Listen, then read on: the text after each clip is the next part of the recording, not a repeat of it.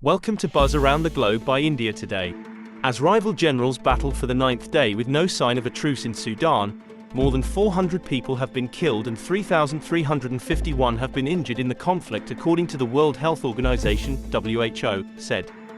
The fighting is part of ongoing clashes between the country's army and the paramilitary rapid support forces that is the RSF.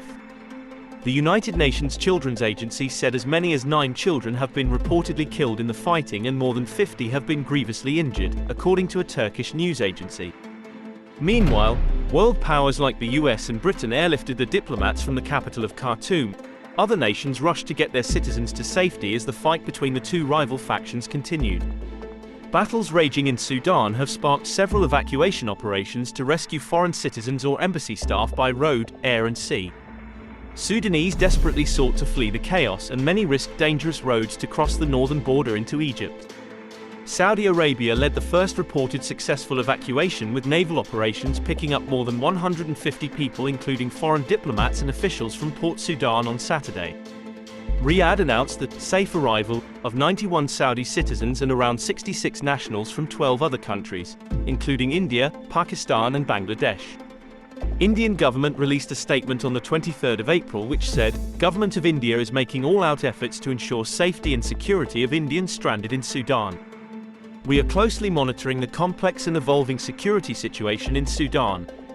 Apart from the Sudanese authorities, the Ministry of External Affairs and the Indian Embassy in Sudan are also in regular touch with the UN, Saudi Arabia, UAE, Egypt, and US, among others.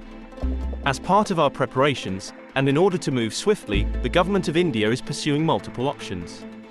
2 Indian Air Force C-130J are currently positioned on standby in Jeddah, and in Sumeda has reached Port Sudan.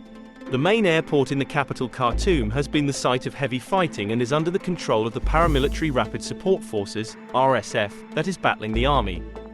The Indian Embassy last tweet was on the 18th of April, which advised all the Indian nationals in Sudan to stay indoors and stay safe. A list helpline numbers was also issued by the External Affairs Ministry. As the Indian government continues to keep an eye on the Sudan situation, some of the countries like France, US, Britain, EU and Turkey have already started evacuations of their people.